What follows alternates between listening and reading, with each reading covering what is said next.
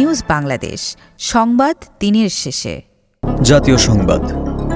আলোচনার মাধ্যমে মতপার্থক্য দূর করে যেসব জায়গায় ঐকমত্য হবে তার ভিত্তিতে জাতীয় সনদ তৈরি করা যাবে বলে জানিয়েছেন জাতীয় ঐকমত্য কমিশনের সহসভাপতি অধ্যাপক আলী রিয়াজ। তিনি বলেছেন, আলোচনার মাধ্যমে মতপার্থক্য দূর করে যেসব জায়গায় ঐকমত্য হবে তার ভিত্তিতে জাতীয় সনদ তৈরি করা যাবে। জাতীয় সনদ তৈরির মাধ্যমে জাতির যে রাষ্ট্র সংস্কারের আকাঙ্ক্ষা সেদিকে অগ্রসর হওয়া যাবে। আর জাতীয় সংসদের এলডি হলে ন্যাশনাল ডেমোক্রেটিক মুভমেন্টের সঙ্গে আলোচনার শুরুতে আলী রিয়াজ এসব কথা বলেন। জুলাই আগস্টে ছাত্র আন্দোলন চলাকালীন সাভারের আশুলিয়ায় মরদেহ পোড়ানোর ঘটনায় আজ সকালে মানবতা বিরোধী অপরাধের অভিযোগে ৩ পুলিশ কর্মকর্তাকে আন্তর্জাতিক অপরাধ ট্রাইব্যুনালে হাজির করা হয়। সেখানে ট্রাইব্যুনাল তাদের গ্রেফতার দেখিয়ে কারাগারে পাঠানোর নির্দেশ দিয়েছেন। আজ আন্তর্জাতিক অপরাধ ট্রাইব্যুনালের চেয়ারম্যান বিচারপতি মোহাম্মদ গোলাম মর্তুজা মজুমদারের নেতৃত্বে ৩ বিচারপতির ট্রাইব্যুনাল এ আদেশ দেন। রাজুকের পূর্বাচল নতুন শহর প্রকল্পে ক্ষমতার অপব্যবহার ও অনিয়মের মাধ্যমে প্লট বরাদ্দের ২ মামলায় ক্ষমতাচ্যুত প্রধানমন্ত্রী শেখ হাসিনা ও তার ছেলে সজীব ওয়াজেদ জয়সহ ২৯ জনের বিরুদ্ধে গ্রেফতারি পরোয়ানা জারি করেছেন আদালত। আজ দুদকের অভিযোগপত্র গ্রহণ করে ঢাকার মহানগর জ্যেষ্ঠ বিশেষ জজ জাকির হোসেন গালিব এ আদেশ দেন। গ্রেপ্তারি পরোয়ানা জারি হওয়া অন্য আসামিদের মধ্যে রয়েছেন গৃহায়ন ও গণপূর্ত মন্ত্রণালয়ের প্রশাসনিক কর্মকর্তা সাইফুল ইসলাম সরকার, সিনিয়র সহকারী সচিব পূরবী গোলদার, অতিরিক্ত সচিব কাজী ওয়াসিউদ্দিন ও সচিব মোহাম্মদ শহীদুল্লাহ খন্দকার, রাজুকের সাবেক চেয়ারম্যানের পিএএ আনিসুর রহমান মিয়া, সাবেক সদস্য মোহাম্মদ খুরশিদ আলম, সদস্য তন্ময় দাস, সাবেক সদস্য মোহাম্মদ নাসির উদ্দিন, সদস্য শামসুদ্দিন আহমেদ চৌধুরী, পরিচালক কামরুল ইসলাম, সহকারী পরিচালক মাজহারুল ইসলাম, উপপরিচালক নায়েব আলী শরীফ, পরিচালক নুরুল ইসলাম, সাবেক সদস্য শফিউল হক।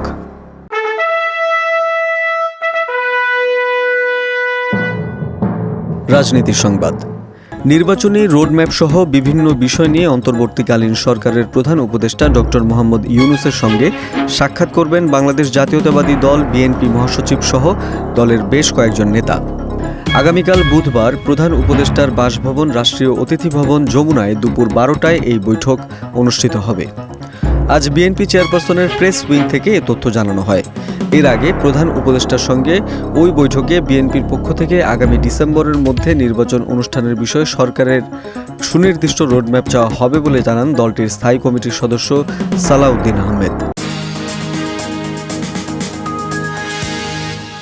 আন্তর্জাতিক সংবাদ। হার্ভার্ড বিশ্ববিদ্যালয়ের জন্য নির্ধারিত $2 বিলিয়ন বেশি ফেডারেল ফান্ড স্থগিত করেছে ট্রাম্প প্রশাসন। বিশ্ববিদ্যালয়টি হোয়াইট হাউসের এক তালিকা ভিত্তিক দাবিনামা প্রত্যাখ্যানের কয়েক ঘণ্টার মধ্যেই এই সিদ্ধান্ত নেওয়া হয়। আজ ব্রিটিশ সংবাদ মাধ্যম বিবিসির এক প্রতিবেদন থেকে এই তথ্য জানা গেছে। প্রতিবেদনে বলা হয়েছে, গত সপ্তাহে হার্ভার্ডকে একটি দাবি সংবলিত তালিকা পাঠায় হোয়াইট হাউস। তালিকাটি ক্যাম্পাসে ইহুদি বিরোধী মনোভাব মোকাবেলায় তৈরি করা হয়েছে বলে জানানো হয়। তালিকায় বিশ্ববিদ্যালয়ের প্রশাসনিক কাঠামো, নিয়োগ নীতি এবং ভর্তি প্রক্রিয়ায় পরিবর্তন আনার প্রস্তাবও ছিল।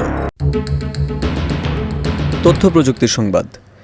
ইন্টারনেট ব্যবহার এখন নিত্য প্রয়োজনীয় সেবার মতো হয়ে উঠেছে। কিন্তু ইউরোপের অন্যতম শক্তিশালী অর্থনীতির দেশ জার্মানিতে দেশের 4 ভাগ মানুষ জীবনে কখনো ইন্টারনেট ব্যবহার করেননি। সম্প্রতি দেশটির জাতীয় পরিসংখ্যান দপ্তরের 2024 সালের হিসাবে এ তথ্য জানা গেছে। ওই পরিসংখ্যানে দেখা গেছে দেশটির 28 লাখ মানুষ জীবনে কখনো ইন্টারনেট ব্যবহার করেননি। এই সংখ্যা জার্মানির মোট জনসংখ্যার 4 ভাগ। সরকারের হিসাব অনুযায়ী জার্মানির জনসংখ্যা প্রায় 8.5 কোটি। পুরো ইউরোপ জুড়ে পরিচালিত তথ্য ও যোগাযোগ প্রযুক্তি ব্যবহার বিষয়ক গবেষণা থেকে এ তথ্য বেরিয়ে এসেছে। খেলার সংবাদ। চলতি বছরের আগস্টে বাংলাদেশে আসছে ভারতীয় দল। ঘরের মাঠে 3 ম্যাচের ওয়ানডে ও 3 ম্যাচের টি-20 সিরিজ খেলবে বাংলাদেশ। আজ সিরিজের সূচি ঘোষণা করেছে বাংলাদেশ ক্রিকেট বোর্ড বিসিবি। আগামী 13 আগস্ট ঢাকায় আসবে ভারতীয় ক্রিকেট দল। মিরপুর শেরেবাংলা স্টেডিয়ামে ওয়ানডে দিয়ে সিরিজ শুরু হবে। 17 ও 20 আগস্ট হোম অফ ক্রিকেট খ্যাত মিরপুরে ভারতের বিপক্ষে প্রথম 2 ওয়ানডে খেলবে বাংলাদেশ। শেষ ওয়ানডে হবে চট্টগ্রামে 23 আগস্ট।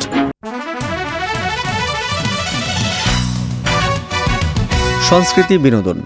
বলা হয়ে থাকে সালমান খানের একটি আলাদা এবং দোর্দণ্ড প্রতাপ আছে বলিউডে।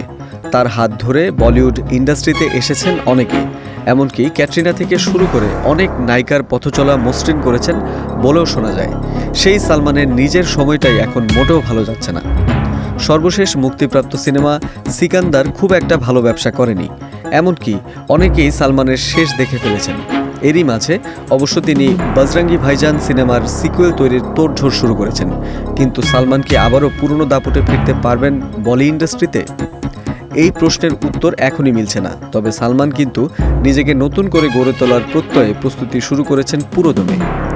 দর্শক, এই ছিল আজকের নিউজ বাংলাদেশ সংবাদ দিনের শেষে আয়োজন। দেশ বিদেশের প্রতিদিনের সবশেষ সংবাদ জানতে চোখ রাখুন www.newsbangladesh.com এ। লাইক শেয়ার দিয়ে সঙ্গে থাকুন নিউজ বাংলাদেশের ফেসবুক পেজ ও ইউটিউব চ্যানেলে। ভালো থাকুন, সুস্থ থাকুন। আল্লাহ হাফেজ।